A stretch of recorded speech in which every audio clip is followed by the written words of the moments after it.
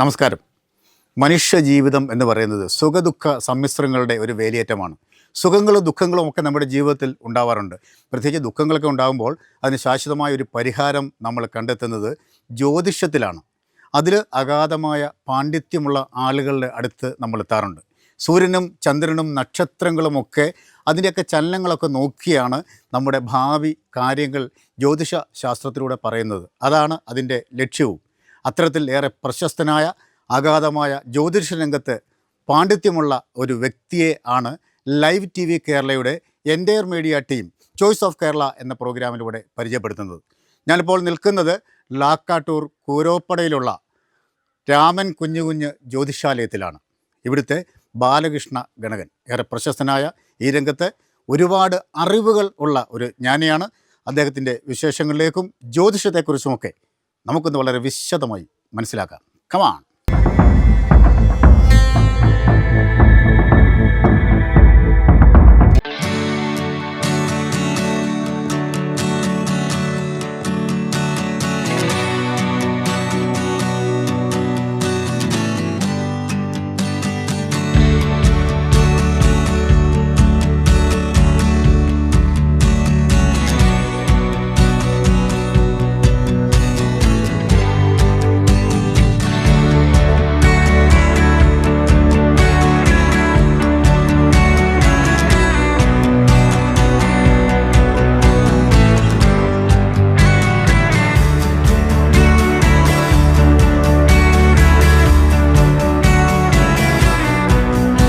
കോട്ടയം ജില്ലയിലെ ഭാരതീയ ജ്യോതിഷ വിചാര സംഘത്തിൻ്റെ പ്രസിഡൻറ്റും ജ്യോതിഷ രംഗത്തെ പണ്ഡിതനുമായ ബഹുമാന്യനായ ബാലകൃഷ്ണ ഗണകനോടൊപ്പമാണ് ഞാനുള്ളത്. അദ്ദേഹമാണ് ഇന്ന് നമ്മുടെ അതിഥിയായി ഈ പ്രോഗ്രാമിലേക്ക് എത്തിയിരിക്കുന്നത്. അദ്ദേഹത്തെ നമുക്ക് സ്വാഗതം ചെയ്യാം.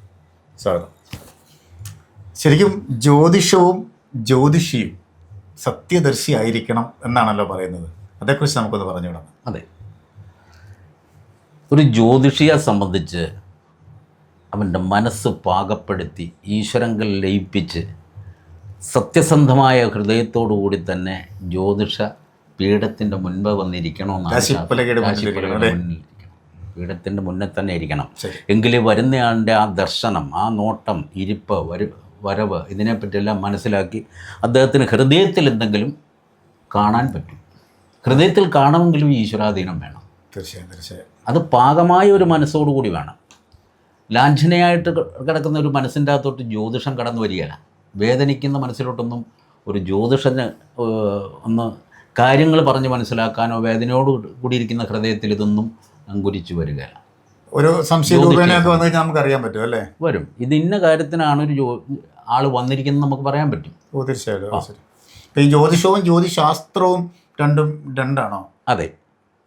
ജ്യോതിഷം എന്ന് പറഞ്ഞാൽ അതായത് ജ്യോതിഷം എന്ന് പറയുന്നത് ഈ നക്ഷത്രമണ്ഡലങ്ങൾ, ആ നക്ഷത്രങ്ങളെക്കുറിച്ചും ഗോളങ്ങളെപ്പറ്റിയും പ്രതിപാദിക്കുന്ന ചില കാര്യങ്ങളാണ് ജ്യോതിഷം. ജ്യോതിശാസ്ത്രം എന്ന് പറയുന്നത് ഈ പ്രകാശമണ്ഡലത്തിലുള്ള എല്ലാ വസ്തുക്കളെയും ചിന്തിക്കുന്നതാണ് ജ്യോതിശാസ്ത്രം എന്ന് ചിന്തിക്കുന്നത്. ഇതായിട്ടാണ് ഞാൻ മനസ്സിലാക്കിയിരിക്കുന്നത്. ഒരു ഡോക്ടർ ആണെങ്കിൽ ആ രോഗത്തെക്കുറിച്ച് മാത്രം പഠിക്കുന്നു, അല്ലെങ്കിൽ എഞ്ചിനീയർ ആണെങ്കിൽ ആ ഒരു മേഖലയെക്കുറിച്ച് മാത്രമേ പഠിക്കുന്നു. ജ്യോതിഷി അങ്ങനെയല്ല. ജ്യോതിഷിയല്ല. ജ്യോതിഷി ചെയ്യുന്നത് എന്താണെന്ന് ചോദിച്ചാൽ ഈ ജ്യോതിർമണ്ഡലത്തിൻ്റെ അകത്തുള്ള എല്ലാത്തിനെപ്പറ്റിയും ചിന്തിക്കുക. ഒരു മനുഷ്യനെപ്പറ്റി, ഭൂമിയെപ്പറ്റി, ജലത്തിനെപ്പറ്റി, ആകാശത്തിനെപ്പറ്റി, ഭൂമിയിലുള്ള സർവ്വതിനെ പറ്റി ചിന്തിക്കുന്നതാണ് ജ്യോതിശാസ്ത്രം, അല്ലെ ജ്യോതിഷി ചിന്തിക്കുന്നതാണ്. ശരി. ഇപ്പോൾ ഇവിടെ എന്തൊക്കെ സേവനങ്ങളാണ് നമ്മൾ ആളുകൾക്ക് വേണ്ടി ചെയ്യുന്നത്? നമ്മൾ സേവനങ്ങൾ ചെയ്യാന്ന് പറഞ്ഞാൽ ഇപ്പോൾ ഈ ഒരു കുട്ടിക്ക് വിവാഹം നടക്കാൻ പറ്റുന്നില്ല എന്നുണ്ടെങ്കിൽ അതിൻ്റെ കാരണത്തിനെ പറ്റി കണ്ടുപിടിക്കുക. ആ കാരണം കണ്ടുപിടിച്ച് അതിന് പരിഹാരങ്ങൾ നമ്മൾ പറഞ്ഞു കൊടുക്കുക. അത് ഇന്ന കാര്യങ്ങൾ വലിയ മന്ത്രവാദത്തിലുള്ള പൂജയിലോട്ടൊന്നും പോകാതെ ക്ഷേത്ര സംബന്ധിയായിട്ടുള്ള കാര്യങ്ങളിലേക്ക് അവർക്ക് ചെയ്യാൻ പറ്റുന്ന കാര്യങ്ങളാണ് നമ്മൾ പറഞ്ഞു കൊടുക്കാറുള്ളത്. അപ്പോൾ അതവരെ കൊണ്ട് ചെയ്യുമ്പോഴത്തേനും അവർ ഏതാണ്ട് അവരുടെ മനസ്സിനൊരു പാകത വരും, അവർക്കൊരു തൃപ്തിയാകും. അപ്പോൾ ആ കാലഘട്ടത്തിലൊക്കെ അറിയാതെ വന്നുകൂടും. അത് ഈശ്വരാധീനമാണ് അവരുടെ. നമുക്ക് തെളിഞ്ഞു വരും, സംശയമില്ല. ഇപ്പം നമ്മൾ ഒരാൾ കയറി വരുമ്പോഴത്തേനും നിങ്ങളുടെ മകൻ്റെ പ്രശ്നമാണ്. ഇപ്പോൾ കയറി വന്ന ആളിനോട് ഞാൻ പറഞ്ഞു നിങ്ങൾക്ക് മാനസിക പ്രശ്നം കൊണ്ടാണ് നിങ്ങൾ വന്നിരിക്കുന്നത് ഞാൻ പറഞ്ഞു. ഞാൻ അറിഞ്ഞിട്ടില്ല അവർ മാനസിക രോഗിയാണ്. പക്ഷേ ശാസ്ത്രപരമായിട്ട് ചിന്തിക്കുമ്പം ഗ്രഹങ്ങൾ ഉദിക്കുക, ഇപ്പം അർക്ക, ആര, ജീവ, വിത്ത, ശുക്ര, മന്ദ, ഇന്ദു, ഫണി ഇങ്ങനെയുള്ള ഈ ഗ്രഹങ്ങളൊക്കെയാണ് ഓരോ സമയത്ത് ഓരോ 1.5 മണിക്കൂറിൽ കൂടി കൊണ്ട് ഉദിക്കുന്നുണ്ട്. ഈ 1.5 മണിക്കൂർ കൊണ്ട് ഉദിക്കുന്ന ആ സമയത്ത് ഏത് രാശിയിലാണോ ഇവർ വന്നിരിക്കുന്നത് അതിൽ രോഗരാശിയിലാണ് അന്നേരം ഉദിക്കുന്ന ഗ്രഹം നിൽക്കുന്നെങ്കിൽ നിങ്ങൾ രോഗിയാണ്, അല്ലെ രോഗത്തിൻ്റെ കാര്യത്തിനെപ്പറ്റി അന്വേഷിക്കാനാണ് വന്നതെന്ന് നമുക്ക് പറയാൻ പറ്റും. അത് രോഗം ശുക്രനാണെങ്കിൽ അതിനെപ്പറ്റി ചിന്തിക്കാൻ പറ്റുന്ന രോഗങ്ങളുണ്ട്, ബുധനെ കൊണ്ട് പറയാൻ പറ്റുന്ന രോഗങ്ങളുണ്ട്, അങ്ങനെ ഓരോ ഗ്രഹങ്ങളെപ്പറ്റിയും പറയാനുള്ള രോഗങ്ങളുണ്ട്. അപ്പോൾ രോഗം കൊണ്ടാണ് വന്നിരിക്കുന്നത് പറയാൻ പറ്റും. അതായത് നമുക്ക് ഇപ്പോൾ ഒരാൾ നമ്മുടെ ഒരു ജ്യോത്സ്യൻ്റെ അടുത്തേക്ക് വരുമ്പം ഈ ആൾ എന്തിനാണ് വന്നിരിക്കുന്നത് എന്ന് നമുക്ക് ഒരു ജ്യോത്സ്യന് പറയാൻ സാധിക്കും.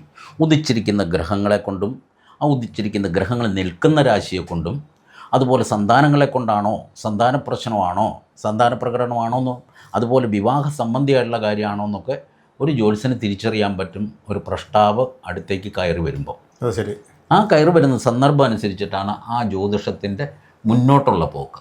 ഇത് പറഞ്ഞു കഴിയുമ്പം തന്നെ ആ പ്രഷ്ടാവ് നമ്മളിൽ ഒതുങ്ങിക്കഴിയും ജ്യോത്സ്യരിൽ. അത് ശരി. അപ്പോൾ അതായത് സൂര്യനും ചന്ദ്രനും നക്ഷത്രങ്ങളുടെയൊക്കെ ചലനങ്ങളൊക്കെ നോക്കിയാണല്ലോ നമ്മൾ കാര്യങ്ങളൊക്കെ പറയുന്നത് അല്ലേ? അത് സ്ഫുടക്രിയ എന്ന് പറയും. അത് ആദിത്യൻ്റെ സ്ഫുടം, ഇന്നത്രയിലാണ് ആദിത്യൻ്റെ സ്ഫുടം. അങ്ങനെ ഓരോ ദിവസവും ഒരു ജ്യോത്സ്യൻ രാവിലെ എഴുന്നേറ്റ് സ്ഫുടക്രിയ ചെയ്യണം. ഏത് ഗ്രഹങ്ങൾ ഏത് രാശിയിൽ എത്ര ഡിഗ്രി ആംഗിളിലാണ് നിൽക്കുന്നതെന്ന് മനസ്സിലാക്കണം. എന്നിട്ടാണ് അതിന് ഓരോ ഗ്രഹങ്ങൾ ഓരോ രാശി നിൽക്കുമ്പം മാറിയാണ് നിൽക്കുന്നത്. അത് ഒന്ന് ഭദ്രകാളിയാകാം, ചില രാശികളിൽ നിൽക്കുമ്പം ചൊവ്വ, ചില രാശികളിൽ നിൽക്കുമ്പം നരസിംഹമാകാം. ഇന്നിപ്പം നരസിംഹത്തിൻ്റെ രാശിയിലാണ് ചൊവ്വ നിൽക്കുന്നത്. മിഥുനൻ രാശിയിൽ ചൊവ്വ നിന്ന് കഴിഞ്ഞാൽ നരസിംഹമാണ്. അങ്ങനെ രാശി മാറി ചിന്തിച്ച് തന്നെ പ്രശ്നം പറഞ്ഞാലേ ആ പ്രശ്നത്തിന് ഊടും പാവുമാവും, ഉത്തമമാവും, നല്ലത് പൂർണ്ണമാവുകയുള്ളൂ അല്ലേ? പൂർണ്ണമാവുള്ളൂ. അങ്ങനെയാണ് ഞാനിവിടെ പ്രശ്നം പറയുന്നത്. അങ്ങനെയാണ്. അതുപോലെ ഈ ജാതകത്തെക്കുറിച്ച് നമുക്ക് കൂടുതലായിട്ടൊന്നും അറിയണം. ജാതകവും തമ്മിലുള്ള വ്യത്യാസങ്ങളൊക്കെ. ജാതകം എന്ന് പറയുന്നത് ഇപ്പം എവിടെ ഒരു സമയം കൊടുത്താലും അന്നേരം ഒരു ജാതകം അടിച്ചു കഴിഞ്ഞാൽ കൈ കിട്ടും. കമ്പ്യൂട്ടർ ജാതകം എന്ന് പറയാം. കമ്പ്യൂട്ടർ ജാതകം അതിപ്പം പലരും എഴുതുന്നതും ആ രീതിയിലാണ്, കൊടുക്കുന്ന സമയം വെച്ചിട്ടാണ്. അതല്ല, ഒരു പുരുഷൻ ജനിക്കണമെങ്കിൽ ഇന്ന സമയത്ത് ജനിച്ചാലേ ആൺകുട്ടിയാകുള്ളൂ, ഇന്ന സമയത്ത് ജനിച്ചാലേ പെൺകുട്ടിയാകുള്ളൂ എന്നൊരു വിധിയുണ്ട്. ആ സ്ഫുടക്രിയ കണ്ടുപിടിച്ച് അത് എത്ര രാശി എത്ര അംശകത്തിൽ ചെന്നിട്ടുണ്ടെന്ന്, ആ ലഗ്നം ചെന്നിട്ടുണ്ടെന്ന് നോക്കണം. ലഗ്നം അംശകം ചെയ്യുന്ന പുരുഷരാശിയിൽ അംശകം ചെയ്യുള്ളെന്നാണ്. സ്ത്രീരാശിയിൽ അംശകം ചെയ്യുന്ന പുരുഷനല്ല, ആ സ്ത്രീ തന്നെ ആയിരിക്കണം. അങ്ങനെ സ്ഥിരമായിട്ട് അത് തിരിച്ചറിഞ്ഞ് വേണം ജാതകം ചിന്തിക്കാൻ എന്നാണ്. ആ ജാതകത്തിനെ പറ്റി ഏറ്റവും ഉച്ചനായിട്ടുള്ള ഭാവങ്ങളുള്ള ഗ്രഹങ്ങളുണ്ട്. ഉച്ചസ്ഥനായി നിൽക്കുന്ന ഗ്രഹങ്ങൾ കൂടുതൽ നിൽക്കുന്ന 5 ഗ്രഹങ്ങളും മറ്റും ഉച്ചത്തിൽ നിൽക്കുന്ന ആൾക്കാരുണ്ട്. ആ ഉച്ചത്തിൽ നിൽക്കുന്നത് അതിൻ്റെ അകത്ത് നീചത്വം കയറി വന്നിട്ടുണ്ടോ എന്ന് നോക്കണം. വക്രതയിൽ നിൽക്കുന്ന ഗ്രഹങ്ങൾ ഉച്ചത്തിൽ നിൽക്കുകയാണെങ്കിൽ വിപരീത രാജയോഗം എന്നൊക്കെ പറയുന്ന ചില പ്രശ്നങ്ങളുണ്ടാവും. ഗുണങ്ങൾ വിപരീത രാജയോഗമുള്ളവരുണ്ട്. ഈ സിനിമാ നടന്മാരൊക്കെ വിപരീത രാജയോഗമുള്ളവരുണ്ട്, ധാരാളമുണ്ട്. അതായത് ഒരു ഗ്രഹം വക്രത്തിൽ നിൽക്കുകയും അത് ഉച്ചത്തിൽ വരികയും കൂടി ചെയ്തു കഴിഞ്ഞാൽ, വക്രത്തിൽ ഉച്ചരാശി നിൽക്കുകയാണെങ്കിൽ ആൾ വിപരീത രാജയോഗക്കാരനാണ്. അയാൾ അതുപോലെ ശ്രേഷ്ഠ യോഗത്തിലേക്ക് എത്തുമെന്നാണ്. ശരി. ഇപ്പം ശ്രീരാമൻ്റെ ജന്മം എന്ന് പറഞ്ഞ് മനസ്സിലായല്ലോ. അത് പുണർന്ന നക്ഷത്രത്തിൽ ജനിച്ച് 7 ഉച്ചസ്ഥനായിട്ട് ചൊവ്വ നിൽക്കുന്നു, ജന്മത്തിൽ വ്യാഴം ഉച്ചനായിട്ട് നിൽക്കുന്നു, ആദിത്യൻ ഉച്ചത്തിൽ നിൽക്കുന്നു, ശനി ഉച്ചത്തിൽ നിൽക്കുന്നു, 4 ഗ്രഹം ഉച്ചത്തിൽ നിൽക്കുക. പക്ഷേ ഭഗവാൻ അനുഭവിച്ച ആ ദുരിതം ഒന്ന് കേട്ടി. സീത ഇട്ടേച്ചു പോയി, സീതാദേവി ഇട്ടേച്ച് പോകണം. കാരണം 7 ചൊവ്വ ഉച്ചത്തിൽ നിൽക്കുക, അതിനെ ശനി നോക്കുകയും കൂടെ ചെയ്യുന്നു. അപ്പോൾ കാട് കയറിയേ പറ്റുള്ളൂ. കണ്ടകശനിയാണ്. കണ്ടകശനി കൊണ്ടേ പോകുള്ളൂ, കാട് കയറിയേ പറ്റുള്ളൂ. അത് കാരണം കാട്ടിപ്പോയി അവർ. ശരി. അനുഭവത്തിൽ വന്നു കഴിഞ്ഞപ്പോഴത്തേന് ഈ അവസ്ഥയിലാണ് വന്നത്. അപ്പോൾ ജാതകത്തിലുള്ളത് അനുഭവിച്ചേ തീരൂ. അതിന് മാറ്റമൊന്നുമില്ല, ഒരു മാറ്റവും ഇല്ല അതിൻ്റെ അകത്ത്. ജാതകം ഒരാൾ ജനിക്കുമ്പോഴത്തെ ആ ജാതകം സ്ഫുടക്രിയ കറക്റ്റ് ആണെങ്കിൽ ആ ജാതകത്തിൽ കൃത്യമായ കാര്യങ്ങൾ നമുക്ക് പറയാൻ പറ്റും. അപ്പോൾ എന്തായാലും താങ്കളുടെ സേവനം ആവശ്യമുള്ളവരെ എങ്ങനെയാണ് കോൺടാക്ട് ചെയ്യുന്നത്? അന്വേഷിച്ചു വരിക. അതാണ്, നമുക്ക് പരസ്യത്തിൻ്റെ ആവശ്യമില്ല. പരസ്യത്തിൽ കൂടിയല്ല. ഞാൻ ഇപ്പോൾ ഒരാൾ കണ്ടു ഇന്നടുത്ത് പൊക്കോ കേട്ടോ കുഴപ്പമില്ല എന്ന് പറയുന്നവരുണ്ടല്ലോ. അങ്ങനെ പറഞ്ഞാണ് വരുന്നത് കൂടുതലും. പിന്നെ എനിക്ക് പരസ്യം എന്ന് പറഞ്ഞാൽ ഈ 10-12 അമ്പലക്കാരൻ്റെ അടുത്ത് വരാറില്ല. അവരെല്ലാവരും പിന്നെ നോട്ടീസിലൊക്കെ ഇടും. അത് പിന്നെ ഈ ലൊക്കേഷനിലുള്ളവരൊക്കെ അല്ലേ ഉള്ളൂ. പുറത്തുള്ളവർക്ക് പിന്നെ ഗൂഗിളിലൊക്കെ ഉണ്ട്, നമ്മൾ ഒക്കെ ഉണ്ട്. കോൺടാക്ട് നമ്പറിലൊക്കെ വിളിച്ചാൽ കിട്ടും. കിട്ടും. ഒക്കെ സന്ധ്യ കഴിഞ്ഞ് വിളിച്ചാലേ എടുക്കുകയുള്ളൂ. ഒരു തിരക്കിലായിരിക്കും. പകൽ അങ്ങനെ എടുക്കാൻ പറ്റുമല്ലോ. ഒരാളുടെ പ്രശ്നം പറഞ്ഞുകൊണ്ടിരിക്കുമ്പോഴത്തേനെ നമ്മൾ ഫോൺ എടുത്തു കഴിഞ്ഞാൽ പിന്നെ അത് ഡിസ്റ്റർബാകും. കാരണം അങ്ങനെ കാര്യമായിട്ട് എടുക്കാറൊന്നുമില്ല. എന്തായാലും 2025 തുടക്കമല്ലേ, ഈ 2025 മുന്നോട്ട് എങ്ങനെയായിരിക്കും പൊതുവെ? 2025 ലോകസഹജമായിട്ട് പറയുകയാണ് 2025 കാലം എന്ന് പറഞ്ഞാൽ അത്യുത്തമമായിരിക്കും. 2025 മെയ് മാസം കഴിഞ്ഞാൽ ഇന്ത്യക്ക് അതിസമ്പത്ത് വളരെയധികം വ്യതിയാനങ്ങൾ വരുന്ന കാലം. അതായത് ശനി ഇപ്പം വ്യാഴത്തിനെ നോക്കുന്നില്ല. ശനി 1.5 മാസം വ്യാഴത്തിനെ നോക്കി നിൽക്കും. അപ്പോൾ ആ സന്ദർഭത്തിൽ ഈ ഇന്ത്യക്ക് അല്ലെ ഭാരതത്തിന് അല്ലെ ഈ കേരളത്തിന് അതിയായ മാറ്റങ്ങൾ വരുന്നതാണ്. അതുപോലെ തന്നെ ചൊവ്വ എന്ന് പറയുന്ന ആ ഗ്രഹത്തിൻ്റെ 9-ലാണ് ഇപ്പോൾ ശനി നിൽക്കുന്നത്. ചൊവ്വ ഗ്രഹത്തിൻ്റെ 9 ശനി നിൽക്കുമ്പോൾ ഭാഗ്യദോഷം എന്നൂടെ പറയുന്നുണ്ട്. ഭൂമിക്ക് ഭാഗ്യദോഷമുള്ള കാലഘട്ടമാണ്. അതായത് ദരിദ്ര യോഗം അതുകൂടെ പറയുന്നുണ്ട്. ദാരിദ്ര്യം കൂടെ ഉള്ള കാലമാണെന്നാണ്. ഇപ്പം നമ്മുടെ ജനന സമയത്തിലുള്ള വ്യത്യാസങ്ങൾ കൊണ്ട് ഇപ്പോൾ 2 കുട്ടികൾ ഒരേപോലെ ഇരട്ടക്കുട്ടികൾ നമ്മൾ പറയല്ലേ, ആ സമയത്തെ വ്യത്യാസത്തിൽ ഒരുത്തൻ മിടുക്കനും ഒരുത്തനെതിരെ മോശക്കാരനും ഒക്കെ ആകുന്നു. അപ്പോൾ നമ്മൾ ചോദിക്കും രണ്ടുപേരും ഒരേപോലെ ജനിച്ചതല്ലേ, അപ്പോൾ അതെന്താണ് അങ്ങനെയുള്ള വ്യത്യാസങ്ങൾ വരുന്നതാണോ? ഈ വിനാഴിക അനാഴിക എന്നീ പറയുന്ന വ്യത്യാസങ്ങളൊക്കെ ഏതായാലും ഒരു പ്രസവത്തിൽ തന്നെ 2 കുട്ടികളുണ്ടാകുകയാണെങ്കിലും ആ വ്യത്യാസം ഉണ്ടാകും. അപ്പം ഈ സ്ഫുടക്രിയകളിൽ കുറച്ച് വ്യത്യാസങ്ങളൊക്കെ വരും. ബദീപാദം, ഇന്ദ്രജാപസ്ഫുടം, ഇങ്ങനെ സ്ഫുടക്രിയയിൽ വ്യത്യാസം വരും. ആ സ്ഫുടക്രിയയിൽ വരുന്ന വ്യത്യാസം വളരെ വ്യത്യാസം ഇവരിൽ ജീവിതത്തിലേക്ക് കടന്നു വരും. മിനിറ്റുകളുടെ വ്യത്യാസം മതി. അപ്പം ഇപ്പം യുറാനസ്, നെപ്റ്റ്യൂൺ, പ്ലൂട്ടോ ഇതാണ് കണ്ടുപിടുത്തത്തിൽ വന്നിരിക്കുന്നത്. അത് ഇന്ദ്രവരുണ രുദ്രന്മാരും നേരത്തെ ശാസ്ത്രത്തിൽ പറഞ്ഞിട്ടുണ്ട്. അപ്പം ഇവർ ഒരു രാശിയിൽ എന്തേരെ അംശം ഇന്ദ്രജാപസ്ഫുടം സപ്തമത്തിൽ വരികയാൽ 7-ൽ വരികയാണെങ്കിൽ അല്ലെങ്കിൽ 4-ൽ വരികയാണെങ്കിൽ അങ്ങനെ ഓരോ സ്ഫുടക്രിയ വരുന്നുണ്ട്. ആ വ്യത്യാസം വരും. കാരണം 1 മിനിറ്റാണെങ്കിലും 1/2 മിനിറ്റാണെന്ന് പറഞ്ഞാൽ ആ സെക്കൻഡിൻ്റെ വ്യത്യാസം വന്നാലും ചാപസ്ഫുടങ്ങൾക്കൊക്കെ മാറ്റങ്ങൾ വരും. ആ വ്യത്യാസം വരുന്നതനുസരിച്ച് അവരുടെ ജീവിതത്തിലും വ്യത്യാസമായിരിക്കും. രൂപത്തിലും ഭാവത്തിലും ഒക്കെ ഒരേപോലെ ഏകദേശം. പക്ഷെ പ്രവൃത്തി മേഖലകളിൽ അവർക്ക് 2-നും 2ആയിരിക്കും. ചിന്തകൾ 2ആയിരിക്കും. ബ്രെയിന് ആ രീതിയിലായിരിക്കും. അത് സെക്കൻഡിൻ്റെ വ്യത്യാസം മതി. അത് നക്ഷത്രാധിപതിയെ ഇന്ദ്രജാതസ്ഫുടം എങ്ങനെ നോക്കുന്നു, നക്ഷത്രാധിപതിയെ നശിപ്പിക്കുന്നുണ്ടോ, ഗുണമാണോ? ഒരാൾ ഗുണത്തിലായിരിക്കും, വേറൊരാൾ സെക്കൻഡ് കൊണ്ട് ദോഷത്തിലേക്ക് പോയി കാണും. ഇന്ദ്രജാപസ്ഫുടം തന്നെയല്ല, ഈ ഏത് ഗ്രഹങ്ങളാണെന്ന് പറഞ്ഞാലും ഇന്ദ്രവരുണ രുദ്രന്മാർ അംശകം ചെയ്ത് കയറി പോവുകയാണെങ്കിൽ ചിലപ്പോൾ ആ ജാതകന് ദോഷമായിരിക്കാം, ചിലത് ഗുണമായിരിക്കാം. ഈ രാജയോഗം എന്നൊക്കെ പറയുന്നത് ഇങ്ങനെ ഈ നമ്മുടെ രാജയോഗം എന്നൊക്കെ പറയുന്നത് എല്ലാവരും അനുഭവിക്കണം നിർബന്ധമില്ല. അവനവൻ്റെ പ്രവൃത്തിയും കൂടെ കൂടിയാണ്. അത് ശരി. അല്ല, രാജയോഗം ഒരു ജാതകത്തിലുണ്ടെങ്കിൽ അവനത് അനുഭവിക്കണമെങ്കിൽ വലിയ മോട്ടാക്കൾക്ക് വലിയ രാജയോഗമുണ്ട്, ഗജകേസരി യോഗമുണ്ട്. കാരണം അവനെ പിടിച്ചിട്ട് ഇടിച്ചോണ്ടിരിക്കുന്ന സമയമാണ് അന്നേരെ. അവന് അത് ഗജകേസരി യോഗ. അവൻ്റെ യോഗ അവൻ ശ്രദ്ധിച്ചില്ല. അവൻ്റെ ജാതകത്തിനെ പറ്റി അവൻ പഠിക്കാതെയാണ് അവൻ മുന്നോട്ട് പോയെന്നാണ്. അതുകൊണ്ടാണ് കൂടുതലും ഇങ്ങനെ സംഭവിക്കുന്നത്. ഏത് മനുഷ്യൻ ജനിച്ചാലും അവനോരോ യോഗങ്ങളുണ്ടല്ലോ, ആ യോഗങ്ങൾ അനുഭവിക്കണം. അവൻ്റെ ജീവിതത്തിലേക്ക് അവൻ കടന്നു പോകണം. ജീവിതം പഠിക്കണം. ജീവിതത്തിലേക്ക് കടന്നു പോയാൽ മാത്രമേ ഈ ശശമംഗല യോഗമോ രാജയോഗവും പർവ്വതയോഗവും ഒക്കെ അനുഭവിക്കാൻ പറ്റുള്ളൂ. ശരിക്കും ഈ ശനിദശ എന്നൊക്കെയുള്ള എല്ലാ മനുഷ്യനും ഉള്ള ഒന്നാണോ? ശനിദശയൊക്കെ ഉത്തമമല്ലേ? ശനി എന്ന് പറഞ്ഞാൽ ഉത്തമനായിട്ടുള്ള ഗ്രഹം. ഉത്തമനാണല്ലേ? പക്ഷെ നമ്മുടെ പെട്ടെന്ന് പറയാം നിനക്ക് ശനിദശയാടാ എന്ന് പറയുന്നത്. അത് കണ്ടകനാകുക, 7.5 ഈ ഉത്രാടത്തി 3/4 മുതൽ ശനി എന്ന് പറഞ്ഞാൽ പൂരിട്ടാതി, ഉത്രട്ടാതി, രേവതി, ആ പൂരിട്ടാതി 3/4 വരെ ശനിദശക്കാരന് അല്ലെങ്കിൽ ഈ നക്ഷത്രക്കാർക്ക് ശനി ഏത് മേഖലയിൽ വന്നാലും അവർക്ക് നല്ലതാണ്.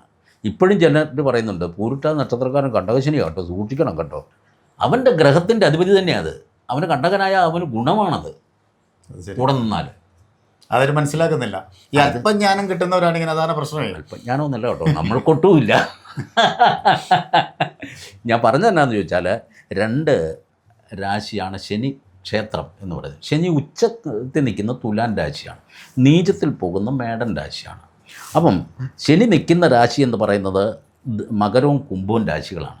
ഇതിൽ നിൽക്കുന്ന നക്ഷത്രങ്ങൾക്ക് ഈ ശനി കണ്ടകനാണെങ്കിൽ പോലും ദോഷം ചെയ്യത്തില്ല. പിന്നെ അവൻ ജനിക്കുന്ന സമയത്ത് ശനി അഷ്ടമത്തിലാണ് നിൽക്കുന്നെങ്കിൽ അവൻ്റെ ജന്മം നാശത്തിലേക്ക് പോകും. ചെറിയ ചെറിയ വ്യത്യാസങ്ങളുണ്ട്.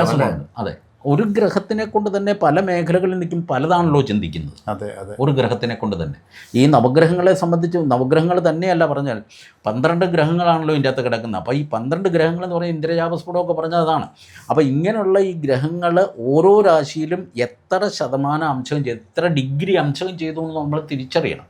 തിരിച്ചറിഞ്ഞ് പ്രശ്നം പറഞ്ഞാൽ, ജാതകം പറഞ്ഞാൽ പ്രശ്നത്തിൽ അതൊന്നും പറയാൻ പറ്റില്ല, പൂർണ്ണമായിട്ടും പറയാൻ പറ്റില്ല. അപ്പം ഇന്ന ഡിഗ്രി കഴിഞ്ഞാൽ, അതായത് മേടത്തിൽ ആദിത്യൻ 10 ദിവസം വരെ ഉള്ളൂ ഉച്ചത്തിൽ, പിന്നെ നീചത്തിലോട്ട് പോകും.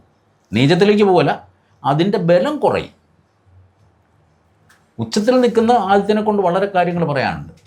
എന്നാൽ ഉച്ചം കഴിഞ്ഞാൽ, ഈ 10 ദിവസം കഴിഞ്ഞാൽ അതിൻ്റെ ബലം കുറഞ്ഞു പോകും. അപ്പം വ്യത്യാസങ്ങൾ വരും ആ ഗ്രഹത്തിനെ കൊണ്ട് തന്നെ. ഓരോ ഗ്രഹങ്ങളെ പറ്റി അങ്ങനെ ചിന്തിക്കാൻ തന്നെ പറയുന്നു. അതിൽ ഇപ്പോഴത്തെ ഈ കാലഘട്ടത്തിൽ വാസ്തുശാസ്ത്രം ആളുകൾ കൂടുതലായിട്ട് ഇങ്ങനെ നോക്കുന്നുണ്ട്. അപ്പം അതേക്കുറിച്ച് ചുരുങ്ങിയ വാസ്തു എന്ന് പറയുമ്പോൾ ഈ വാസ്തുശാസ്ത്രവും തച്ച് ശാസ്ത്രം ഇത് രണ്ടാണ്. തച്ച് ശാസ്ത്രം എന്ന് പറയുന്നാൽ ഈ വീടിൻ്റെ കണക്കും കാര്യങ്ങളും മാത്രം നോക്കുന്നതാണ്. വാസ്തു എന്ന് പറഞ്ഞാൽ ഈ സ്ഥലത്ത് വീട് വയ്ക്കാൻ യോഗമുണ്ടോ എന്ന് ആദ്യം നോക്കുന്നത്. അതുകൊണ്ടാണ് ക്ഷേത്രം പണിയുന്ന ആൾ സ്ഥപതി ആയിരിക്കണമെന്ന് പറയുന്നത്. തച്ച് ശാസ്ത്രവും ജ്യോതിശാസ്ത്രവും ഇതെല്ലാം കൂടെ പഠിച്ചിരിക്കണം, ഒരു മിക്സഡ് ആയിട്ട് ആയിരിക്കണം. അങ്ങനെ പഠിച്ചിട്ടുള്ള ഒരാളിനെ സ്ഥപതിയാകാൻ പറ്റുള്ളൂ. ഈ സ്ഥപതി അല്ലാത്ത ശാസ്ത്രങ്ങൾ ചിന്തിക്കുന്ന കണക്ക് ശാസ്ത്രം ചിന്തിക്കാൻ പറ്റും ഒരു തച്ചനെ കൊണ്ട്. പക്ഷേ വാസ്തുശാസ്ത്രത്തിനെ പറ്റി കൂടുതൽ ഗഗനമായിട്ട് അവർക്കറിയത്തില്ല. വാസ്തു എന്ന് പറഞ്ഞാൽ ഭൂമിയിൽ ഇന്ന സ്ഥലത്ത് വീട് വയ്ക്കാൻ യോഗമുണ്ട്. പലരും ഇന്ന മേഖലകളിൽ വീട് വയ്ക്കാം എന്ന് കണ്ടുപിടിച്ച് കഴിഞ്ഞാൽ പിന്നെ അതിനൊരു വശത്തോട്ടൊരു മുറി പണിത് കഴിഞ്ഞാൽ വീടിൻ്റെ കണക്കേ മാറി, വാസ്തു മൊത്തം പോയി, ഇല്ലേ? അതെ, വീടങ്ങ് തള്ളിപ്പോയില്ലേ വേറൊരിടത്തോട്ട്. ഈ ഭൂമിയിൽ ഇന്ന മേഖലയിലേ വീട് വയ്ക്കാൻ പറ്റുള്ളൂ. അത് വേറൊരു വശത്തോട്ട് മുറി പണിയാണെങ്കിൽ ആ വീട് വേറൊരു വശത്തോട്ട് അങ്ങ് പോയി. അപ്പോൾ ആ വീട് ദോഷത്തിലായി. വാസ്തു ശരിയല്ല. പിന്നെ തച്ച് ശരിയായിരിക്കും, കണക്കൊക്കെ നോക്കിയൊക്കെ പറഞ്ഞതൊക്കെ ശരിയായിരിക്കാം, പക്ഷേ വാസ്തു ശരിയായിരിക്കില്ല. അവരുടെ ജീവിതം, ആ ഭൂമിയിലെ ജീവിതത്തിനെ സംബന്ധിച്ച്, ആ വീട്ടിലെ ജീവിതത്തിനെ സംബന്ധിച്ച് ദുരിതങ്ങളുണ്ടാകും. ഇപ്പോൾ കന്നിമൂലയ്ക്കൊക്കെ ബാത്റൂമൊക്കെ വരിക എന്ന് പറയുമ്പോഴത്തേന് അതിൻ്റെ അകത്ത് വരുന്ന ദുരിതങ്ങൾ, അകത്ത് നിൽക്കുന്ന ആൾക്കാർക്ക് ദുരിതങ്ങളുണ്ടാകുന്ന ഏറ്റവും കൂടുതൽ. അതുപോലെ അഗ്നിരാശി കൊണ്ടുപോയി അഗ്നിക്കോണ്, കന്നിക്കോണ് ഇങ്ങനെ ഉണ്ടല്ലോ, വായുക്കോണൊക്കെ ഉണ്ട്. അതുപോലെ തന്നെ അടുക്കള പണിയേണ്ടത്, അതിനൊക്കെ കൃത്യമായ കണക്കുകളും കാര്യങ്ങളുണ്ട്. അങ്ങനെ പണിയുന്ന ഒരു വീട്ടിലൊക്കെ സുഖം ജീവിക്കാൻ പറ്റും. വലിയ മാരക രോഗങ്ങളൊന്നുമില്ല. പിന്നെ ഒരു ശരീരം, ജീവനുള്ള ശരീരത്തിന് രോഗം ഉണ്ടാകുമല്ലോ, അത് വാസ്തുവൊന്നും ഇല്ലേലും ഉണ്ടാകും. അതെപ്പം വേണേലും ഉണ്ടാകും. അല്ല, ശരിക്കും പൂജ, ഇപ്പം നല്ല പൂജയും കാര്യങ്ങളും ഈശ്വരൻ്റെ കൂടെ നടക്കുന്ന ആളിന് ഹാർട്ട് അറ്റാക്ക് ഉണ്ടാകുന്നുണ്ട്, ഇല്ലേ? അല്ലെ പിന്നെ ഇവരൊക്കെ ആയുഷ്കാലം ജീവിച്ചിരിക്കണ്ടേ? അത് എന്താണെന്ന് പറഞ്ഞാൽ ജീവനായിട്ട് ജന്മം കൊണ്ടിട്ടുണ്ടെങ്കിൽ ആരുടെയെങ്കിലും ഒരു ജീന് ഉപയോഗിച്ച് ജനിച്ചിരിക്കുന്ന വസ്തുവിന് ഒരിക്കലും നാശം ഉണ്ടാകും. തീർച്ചയായും മരണം ഉണ്ടാവും. അതിന് മരണം ഉണ്ടാകും. അതിന് ചില രോഗങ്ങളും ചില കാരണങ്ങളൊക്കെ ഉണ്ടാകുന്നു എന്നുള്ളത് മാത്രമേ ഉള്ളൂ. ഒരുപാട് കാര്യങ്ങൾ ഇനിയും എനിക്ക് സംസാരിക്കണമെന്നുണ്ട്, പക്ഷെ നമ്മുടെ സമയ പരിമിതി. എനിക്ക് എല്ലാം പറ്റും പറയാൻ അറിയത്തില്ല കേട്ടോ. അറിയാവുന്ന കാര്യങ്ങളൊക്കെ ഞാൻ പറഞ്ഞു. ജ്യോതിഷത്തെക്കുറിച്ചുള്ള അറിവ് അഗ്നിയാണെന്ന് പറയുന്നത് പോലെ ജ്യോതിഷത്തെക്കുറിച്ചുള്ള അറിവുകൾ പകർന്നു നൽകിയ ഒരു മഹാ പണ്ഡിതൻ്റെ അടുത്താണ് ഞാൻ വന്നത്. എന്തായാലും വിശദമായ വിവരങ്ങൾ നൽകിയ താങ്കൾക്ക് ലൈവ് TV കേരളയുടെ എൻ്റയർ മീഡിയ ടീമിന് എല്ലാവിധ നന്ദിയും പറയുകയാണ്. മറ്റൊരു എപ്പിസോഡിൽ കണ്ടുമുട്ടും വരെ സൈനിങ് ഓഫ്. ക്യാമറമാൻ റിജോയ് പറവനൊപ്പം ഷിയാദ് ചങ്ങനാശ്ശേരി.